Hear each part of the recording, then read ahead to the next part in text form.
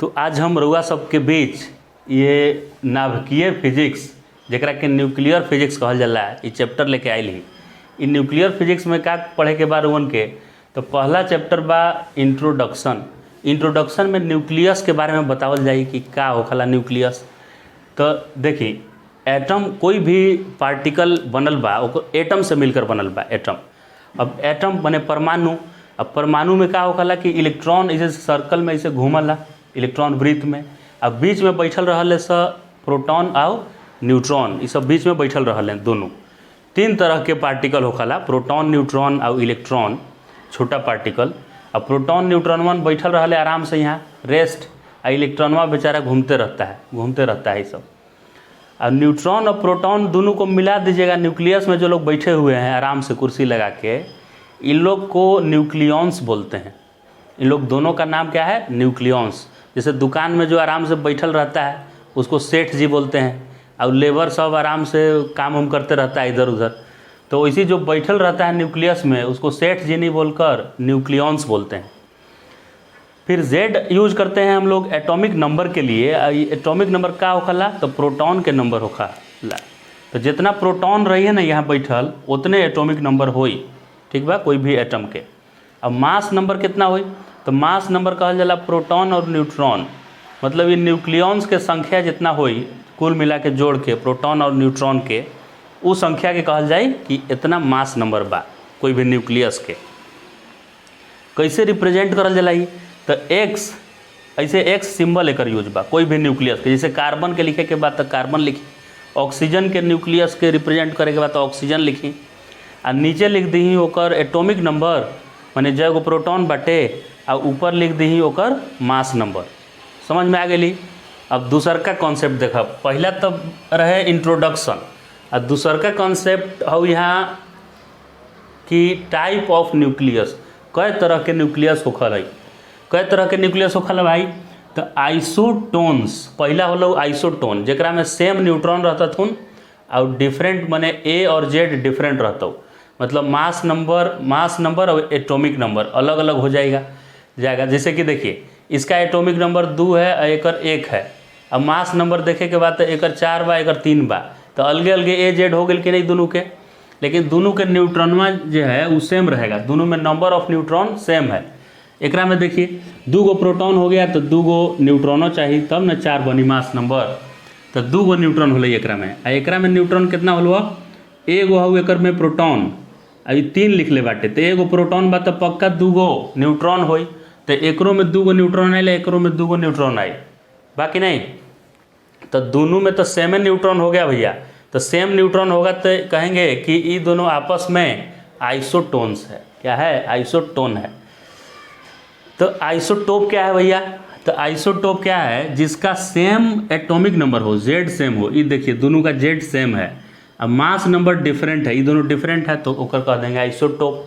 तो आइसो बार किसको बोलेंगे तो जिसका सेम इस बार Z जिसका Z नहीं A सेम है। A मतलब मास नंबर देखिए दोनों का 3 बा और डिफरेंट एटॉमिक नंबर बा एकर 1 बा एकर 2 बा। तो डिफरेंट एटॉमिक नंबर होलो सेम मास नंबर जैसी होलो तो कह दो कि आइसो बार बा आपस में। तो अगला कॉन्सेप्ट लेके आए हैं भैया आपके लिए हम रेडियस ऑफ न्यूक्लियस। तो ठीक है भैया बता दिए कि एटम जो है उसका बीच में न्यूक्लियस है कुछ और उसमें 2 लोग बैठे हुए हैं न्यूट्रॉन है और प्रोटॉन ये दोनों बैठल है आराम से। इलेक्ट्रॉनवा बेचारा के थका रहा है घुमा रहा है सब। तो कितना जगह है न्यूक्लियस जो है वो कितना जगह में बैठल है कितना मीटर स्क्वायर माने कितना बड़ा रूम में बैठल है। वो रूम का साइज क्या है जहाँ न्यूक्लियस जिसको हम बोल रहे हैं। तो उसका रेडियस निकालने का फॉर्मूला है R0 A⁻⁴। ये R0 कांस्टेंट है 1.2 10⁻⁻15 अब -15 को फॉर्मी भी लिखते हैं तो एक 1.2 फॉर्मी भी लिख सकल। तो एक ऑर्डर होलो मैंने लगभग कितना हो 10⁻⁻15 हो एक ऑर्डर। अब पूरा एटम जो होता है ना पूरा इलेक्ट्रॉनों के शामिल कर लेबा तो ऑर्डर ओकर 10⁻10 मीटर रहता। अब न्यूक्लियसवा बेचारा 10⁻15 है मतलब है ये 15 ज़्यादा सुनने में लग रहा है लेकिन माइनस लगा है मतलब ये कम है। न्यूक्लियस का साइज कम है और एटम का साइज ज़्यादा बा। तो ठीक बा भाई, कांस्टेंट हो गई 1.2 इंटू 10⁻⁻15 मीटर, एकरा लिख देव हम। आई ए हो गल हुआ तो एटॉमिक मास नंबर, मास माने न्यूट्रॉन प्रोटॉन के मिला के कय गो संख्या बाटे, ज़्यादा संख्या रही तो ज़्यादा दूर में न घेरी है, सब ज़्यादा दूर चाहिए बैठेला। जैसे भजन कीर्तन करना है तो मान लीजिए 10 लोग भजन कीर्तन करत बड़े, तो 10 लोग खातिर कम जगह चाहिए, और जो 50 गो मान लो जुट गलन आदमी, तो 50 गो आदमी ला ज़्यादा जगह चाहिए। तो यही से ही ए पे डिपेंड करत बा, माने मास नंबर यानी प्रोटॉन और न्यूट्रॉन कितना ज़्यादा है ओकरों पे डिपेंड कर रहा है रेडियस। ठीक, तो डेंसिटी निकाला गया ऐसे ही, सबका निकाला गया अलग अलग। मास बाई वॉल्यूम होता है, तो कितना न्यूक्लियस में मास बा 100 और कितना वो जगह घेर ले बा, ओकरा डिवाइड करल गई तो लगभग सब के डेंसिटी आयल लगभग 2.3 गुना 10⁻17 kg पर मीटर क्यूब। पानी के डेंसिटी होकला 1000 kg पर मीटर क्यूब। अब ई बा 10⁻17 माने ढेरे ज़्यादा भाई, ढेरे ज़्यादा डेंसिटी एक बा। ठीक, अब एगो न्यूमेरिकल करत ही प्रश्न एकरा पे, इफ़ रेडियस ऑफ एफी माने आयरन एटॉमिक नंबर 26 और मास नंबर 56, मतलब ये आयरन का रेडियस ए है और एक दूसरा न्यूक्लियस है जिसका बोल रहा है कि रेडियस a/2 है, तो दूसर का कौन है खोजिए। आयरन के रेडियस ए है, अब एक दूसरा है जिसका रेडियस a/2 है, तो वो दूसर का है कौन, वो दूसर का कोबाल्ट है कि कॉपर है कि कार्बन है, कौन है वो न्यूक्लियस, उसको ढूंढ के पकड़ना है आपको। ठीक, तो रेडियस के फार्मूला लिख दीजिए। देखिए रेडियस के फार्मूला है r0 a का पावर 1/3, r0 a का पावर 1/3। अभी a क्यों लिखे, इसका 56 तो हमको पता है, लेकिन दूसरका के का है हमको पता नहीं है, दूसरका के मास नंबर पता नहीं है, तो मास नंबर नहीं है पता तो a मान ले ली। तो ठीक बा, a मान ले ली, तो ये दिले बाकी पहिलका के रेडियस हो a और दूसरका के रेडियस हो a/2, तो a डिवाइड बाई a/2 कर दिली, तो a से मारा पीटी करके मर गिलन सा, आ 2 जो बा सो ऊपरे आ गई 2। ठीक बा भाई, 2 ऊपरे आ गई, तो ये एकरो पावर 1/3 हो, एकरो पावर 1/3 हो, तो ये 1/3 एने जाके जैसे स्क्वायर जब यहाँ रहता रूट रही तक 1/2 माने रूट रही तक, तो उन्हें स्क्वायर हो जाए तक जाके, तो यहाँ 1/3 बा तो वहाँ पावर 3 हो जाए जाके उन्हें, तो पावर 3 हो जाए तो 2 के पावर 3 8 होखला, तो ये 8 हो गई। अब ये 1/3 अब गायब हो गई, क्या है कि उन्हें 3 हो गई ना अब जाके, तो 56/a बराबर 8, तो a से 8 में मल्टीप्लाई हो गल, तो 8a बराबर 56, तो a बराबर 56/8, तो 8 सत्ते 56, तो 7 आ गया। a का वैल्यू कितना आ गई 7, तो 7a आयल बा, जेड नहीं आयल, a आयल बा 7। a मतलब मास नंबर, तो मास नंबर लिथियम के होखा है, 7 मास नंबर के कर होखा लिथियम के। ई देख के कन्फ्यूज मत हुआ कि यहाँ 7 लिखल बा, ये एटॉमिक नंबर लिखल बा, जेड लिखल बा 7 नाइट्रोजन के, लेकिन ई जाइल बा मास नंबर आइल बा ए के कर होखला 7 लिथियम, तो एक आंसर हो गई लिथियम। समझ में आ गई बात। अब इ न्यूक्लियस जो बाटे, इ न्यूक्लियस के मास देखो कि न्यूक्लियस में के रहला, तो न्यूक्लियसवा में रहलथू प्रोटॉन और न्यूट्रॉन, ई दोनों रहलथू मिलजुल के, तो ई दोनों के मास के जोड़ देबा। जैसे कि कोई में 2 गो प्रोटॉन और 3 गो न्यूट्रॉन रहता कोई भी न्यूक्लियस में, तो 2 गो प्रोटॉन के मास के जोड़ दो और 3 गो न्यूट्रॉन के मास जोड़ देवे के बाद, तो ये दोनों जोड़ला पे जो आई ना मास, वो थ्योरेटिकल मास आई। सच में जब ओकरा एगो इंस्ट्रूमेंट से स्पेक्ट्रोमीटर कहल जाला, ई इंस्ट्रूमेंट से जब मापल जाला न्यूक्लियस के, तो वो जो थ्योरेटिकल मिलला ओकरा से अलगे ही कुछ मिलला, राइट। तो जितना अलगे एकरा से मिली, जरा डिफरेंस आई, वो डिफरेंस के मास डिफेक्ट कहल जाई। क्या कहल जाई? Mass defect. और जितना वो मास डिफेक्ट बा ओकरा ऊर्जा में कन्वर्ट करबा आइंस्टाइन के इक्वेशन से, E=mc² से, तो जितना भी ऊर्जा यहाँ मिली उतने ऊर्जा के ओकर बाइंडिंग एनर्जी कहल जाला। बाइंडिंग एनर्जी मतलब ओकरा अगर तोड़े ले बा, परिवार के बिखेरे के बा, न्यूट्रॉन प्रोटॉन के अलग करे के बा, तो उतना एनर्जी देवे के पड़ी ओकरा, तो अलगे हुई हैं। तो ठीक समझ गए गुरुजी कि मास और प्रोटॉन और न्यूट्रॉन मिला दिली तो थ्योरेटिकल मास हो गई। अब स्पेक्ट्रोमीटर से मेजर करके बतावल जाए, वो देवल रही क्वेश्चन में, वो प्रैक्टिकल मास होल। आ जो ई मासवा में डिफरेंस हो दोनों में, ओकरा मास डिफेक्ट कहल जाए। आ उ मास डिफेक्ट से कितना ऊर्जा चाहिए ओकरा तोड़े में, वो आइंस्टाइन के इक्वेशन mc² में अगर वो मास के और c² माने लाइट के स्पीड के स्क्वायर कर देवल जाओ, तो ऊर्जा हमरा मिल जाए कि वो न्यूक्लियसवा के तोड़ ताड़ के और सब न्यूक्लियॉन्स के यानी प्रोटॉन न्यूट्रॉन के अलगे अलगे फेंके में कितना ऊर्जा चाहिए वो E=mc² से मिल जाए। अब एक AMU कितना होखला, ओकरा 1 U भी लिखल जाला, 1.66 10⁻27 kg इतना होखला एक AMU। तो ये जब मास के जगह पर एक AMU रखल गई, यानी कि इतना kg रखल गई आ लाइट के स्पीड के स्क्वायर करल गई, तो वो इतना ऊर्जा में आ गई। यानी एक AMU मास में इतना ऊर्जा होखला 931 मेगा इलेक्ट्रॉन वोल्ट। तो इहो रउआ के याद करे के बा, इतना नंबर जहाँ भी ऐसा आई, जैसे कहीं पे 5 AMU × c² आ गया, तो यहाँ हम 5 लिख देव और 1 AMU × c² के वैल्यू याद रखब 331 मेगा इलेक्ट्रॉन वोल्ट। अब खाली वो नंबर बा 5 जो बा ओकरा से मल्टीप्लाई कर दे, तो एक बड़ा फायदा बा याद करे में। तो अब से रुआ एकरा याद कर ली कि एक AMU को ऊर्जा में कन्वर्ट करबस, तो एक AMU को पूरा ऊर्जा में कन्वर्ट करिएगा ये फार्मूला से, तो 931 मेगा इलेक्ट्रॉन वोल्ट ऊर्जा आई। ठीक बा।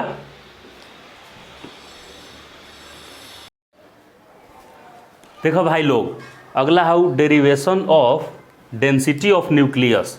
तो हम तो समझ गए भाई कि न्यूक्लियस के अंदर प्रोटॉन न्यूट्रॉन होखा हथी सब, तो ओकर डेंसिटी कितना होखली, कितना कॉम्पैक्ट कितना पैक हथी सब, ओकरा डेंसिटी कहल जाला।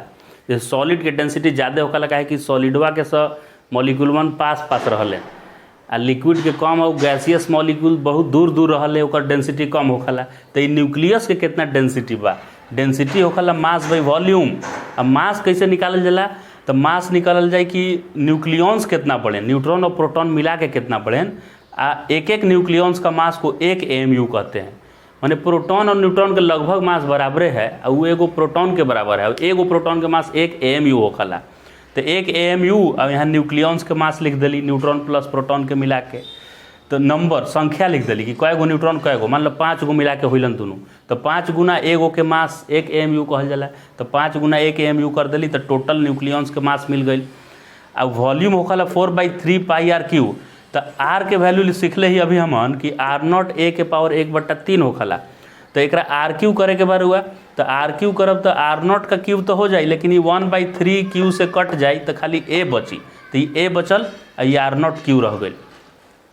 अभी 4/3 बना तो पलटी मार दही, तो 3/4 हो जाए ऊपर पलटी मार के, तो 3/4 और ये एक AMU अब पाई, और R0 के वैल्यू होखला 1.2 गुना 10⁻⁻15, तो एक पावर 3। अभी सब देखबा तो सब कांस्टेंट बाई सब। एक AMU होखला 1.66 × 10⁻, कितना होखला -27 kg। तो एक वैल्यू भी मिल गई हमरा, पाई 3.14, और सब सिंप्लीफाई कर देव तो डेंसिटी आ जाता 2.3 × 10⁻17 kg/m³, इतना आ जाता डेंसिटी। ये जो डेंसिटी आया इस इंडिपेंडेंट फ्रॉम A, और इससे इंडिपेंडेंट आ गया A से, माने एकरा में एटॉमिक मास भी नहीं है और एटॉमिक नंबर है ही नहीं है, कुछ मास नंबर भी नहीं है, एटॉमिक नंबर भी नहीं है। यानी जितना सारा न्यूक्लियस है सबके डेंसिटियाँ इतने होगा 2.3 गुना 10⁻17 kg/m³। समझ गई। अगला देखा क्या बा, ये न्यूक्लियर फोर्स क्या आइटम है भाई। देखिए न्यूक्लियॉन्स के अंदर प्रोटॉन न्यूट्रॉन ये सब मिल के है, प्रोटॉन और न्यूट्रॉन है, तो एक से ज़्यादा भी प्रोटॉन है ना, तो प्रोटॉनवा के तो रिपेल मारेगा, तो वो रिपेल मारेगा तो न्यूक्लियस में रह ही नहीं पाएगा, न्यूक्लियस टूट जाएगा, ब्लास्ट हो जाएगा, सब अलग अलग भाग जाएगा।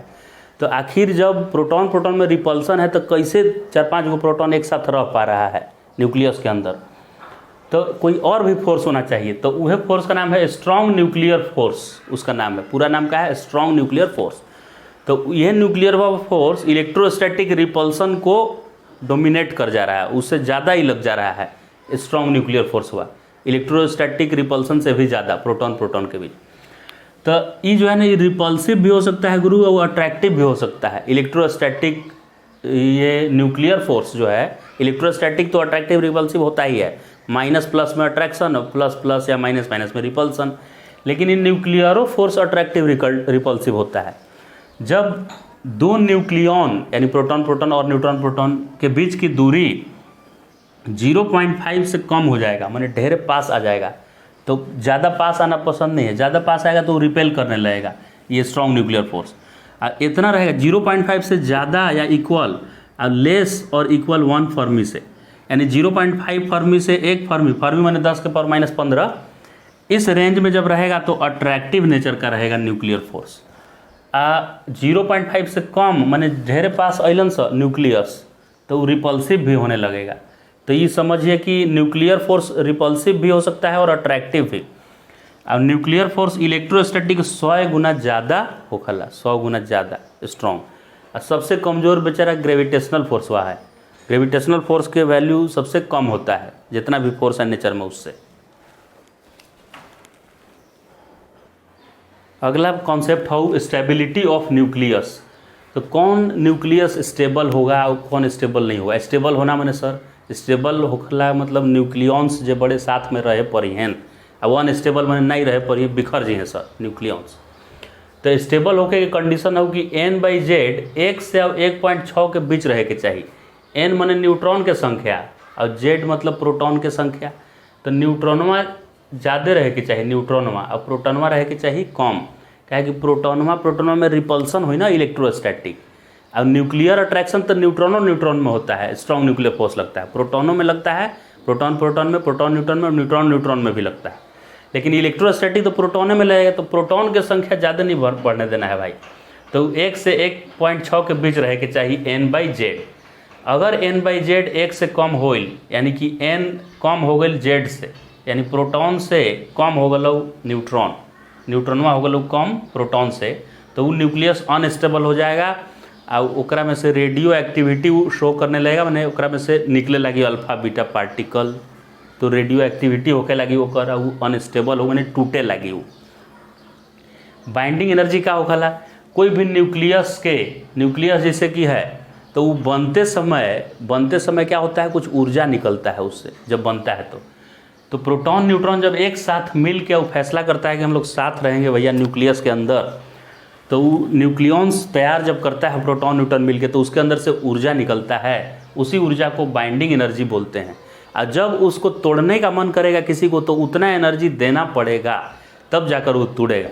तो दो तरह से डिफाइन कर सकते हैं। एक कि किसी न्यूक्लियस को तोड़ने में energy required to break nucleus, कोई भी न्यूक्लियस के तोड़े में जितना एनर्जी चाहिए उतने एनर्जी को ओकर बाइंडिंग एनर्जी कहल जाला। फिर बाइंडिंग एनर्जी निकली कैसे, तो बाइंडिंग एनर्जी निकालने के फॉर्मूला हो देखा का कि z times mass of proton लिख दो।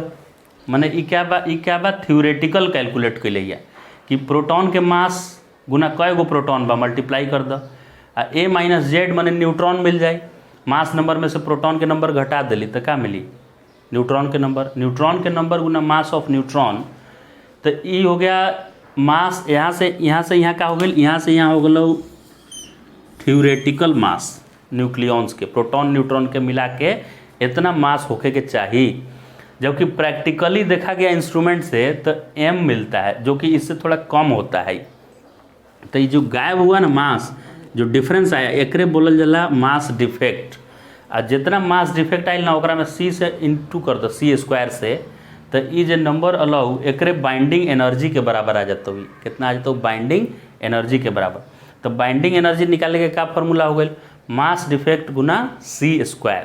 एक से बाइंडिंग एनर्जी मिल जाए। बाइंडिंग एनर्जी मतलब वो न्यूक्लियस के प्रोटॉन न्यूट्रॉन को अलग पूरा तोड़ने के लिए कितना एनर्जी रिक्वायर्ड है, वह एनर्जी के कहल जाला बाइंडिंग एनर्जी।